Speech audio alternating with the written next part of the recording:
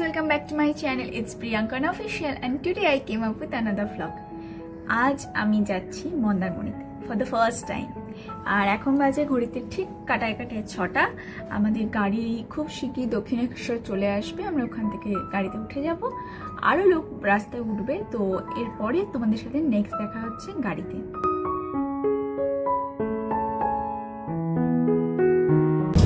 আমরা লেট হয়ে গেছি।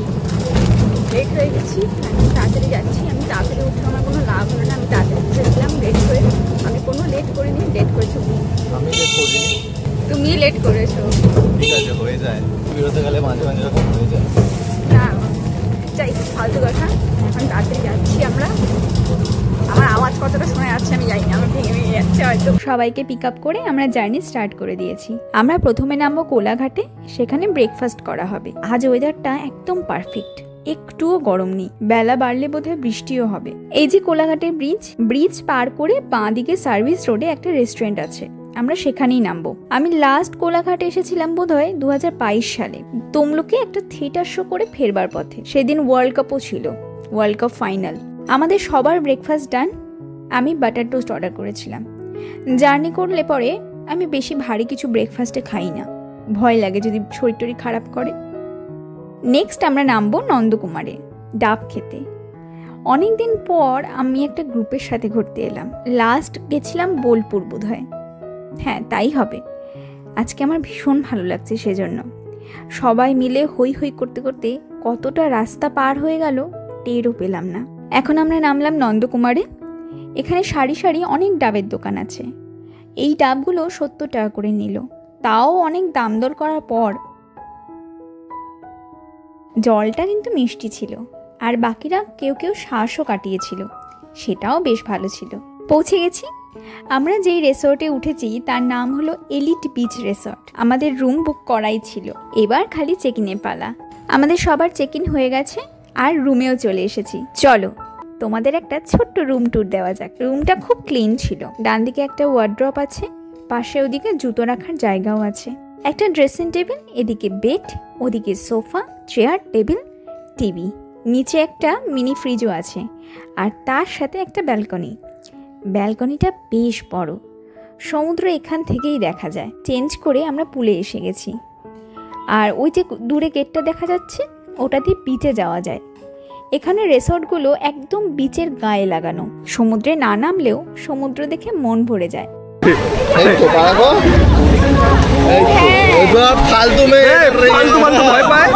আমি এর আগে কখনো বুলে নামিনি, তাই শুরুতে একটু ভয় লাগছিল, পরে বেশ ভাল লাগছিল। পুল থেকে উঠতে ইচ্ছে করছিল না। আসলে আমি ভীষণ জল পাগল, সাঁতার কাটতে পারি না, কিন্তু জলে একবার নেমে গেলে তা থেকে উঠতে ইচ্ছেই করে। পুলে কিছুক্ষণ থেকে চলে গেলাম বিচে।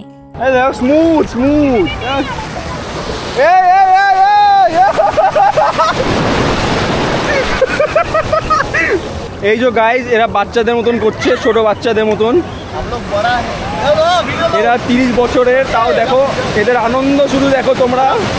আমার মনে পড়ে লাস্ট 2015-তে আমি সমুদ্রে নেমেছিলাম। 10 বছর পর আবার সমুদ্রে এলাম। এই অনুভূতিটাই অন্যরকম। খুশি দেখো শুধু, বাচ্চারাও এত খুশি হয় না। মাঝে একটু আমুদি মাছ ভাজাও খেলাম, তারপরে আবার পুলে চলে গেলাম। রুমে গিয়ে স্নান সেরে এলাম লাঞ্চ করতে। অর্ডার করেছিলাম ভাত, সর্ষে পমফ্রেট আর চিংড়ি মালাইকারি। সর্ষে পমফ্রেট আমার জন্য আর চিংড়ি মালাইকারি অর্পণের জন্য। তোমরা দেখতেই পেলে কতটা আনন্দ করেছি। তো এত কিছুর পরে আমরা ফাইনালি এখন রুমে এসেছি। হাত পা ভীষণ ব্যথা করছে, জলে সারাদিন ছিলাম। আমি ফার্স্ট টাইম উনো খেললাম। তাসের মতো দেখতে হলেও তাসের মতন না, তার চেয়েও যেন অনেক বেশি মজার একটা খেলা। আমার তাস খেলাটা অতটা ভালো লাগে না, অনেক হিসেব মাথায় রাখতে হয়, অনেক কাউন্ট করতে হয়। এই উনোটা এমনিই খেলা যায়, তার জন্য অনেক হিসেব নিকেশ করে খেলতে হয় না। শেষে আমি যদিও একবার জিতেছি। মার্কেট ঘুরে এবার হোটেলে ফিরছি। মার্কেটে এত বেশি গরম লাগছিল যে সেখানে থাকতে ইচ্ছে করলো না, তাড়াতাড়ি চলে এলাম। রাতের খাবার অর্ডার করতে এসেছি। মিক্সড নুডলস অর্ডার করে দিলাম। এই রিসোর্টের ভেতরটা রাতের বেলা বেশ দেখতে লাগে। সামনে একটা পার্ক, তারপর পুল, আর তারপরেই বিচ। ডান দিকে যেই ঘরগুলো দেখতে পাচ্ছ এগুলো রিসর্টে কটেজ, একটু কস্টলি, তবে ফ্যামিলি গ্রুপে এলে বা বন্ধুদের সাথে এলে একটা গ্রুপ করে তাহলে সেখানে ওঠা যায়।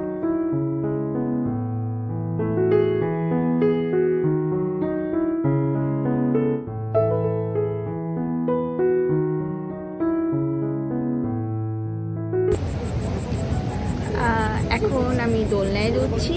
আমার মার্কেট ঘুরে চলে এসেছি। মার্কেট কিছুই আমার ভালো লাগেনি সেরকম, তবে আমার মাম্মামের জন্য আমি একখানা গিফট নিয়েছি, আর সেটা কি সেটা পরে দেখাবো। আর এত গরম লাগছিল লিটারালি, আমি বাধ্য হয়ে মানে কোনো ভিডিও করতে পারিনি। আমি তাড়াতাড়ি মাম্মামের জন্য ওই জিনিসটা খুঁজে কিনে বেরিয়ে এসেছি মার্কেট থেকে। মানে প্রচণ্ড গরম লাগছে, আমি বুঝতে পারছি না কেন।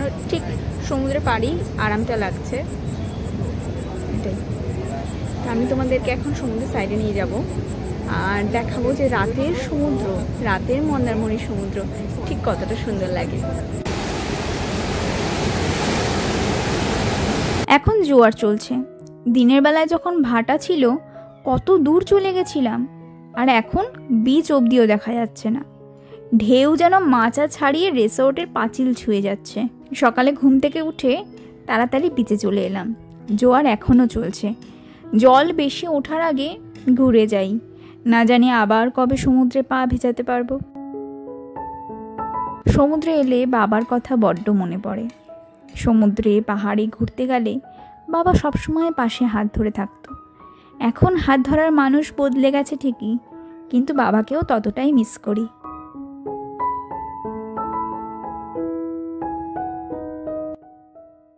চলে এলাম ব্রেকফাস্ট করতে।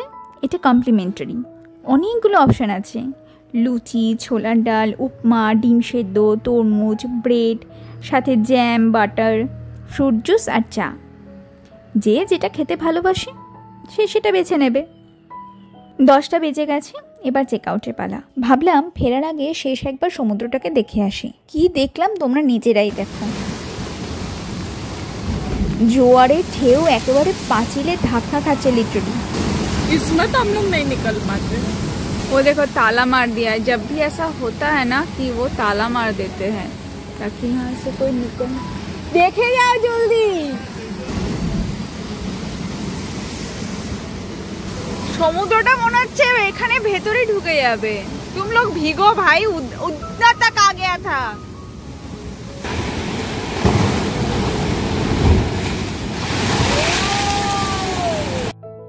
আমরা যে কজন দাঁড়িয়েছিলাম তার মধ্যে ঢেউয়ের ঝাপটায় একজন ভিজেই গেল।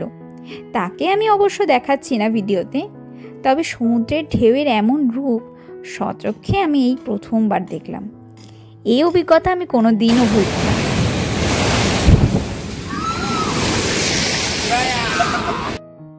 মন্দারমণি থেকে বেরিয়ে আমরা গেলাম ওল্ড দীঘা বিচে।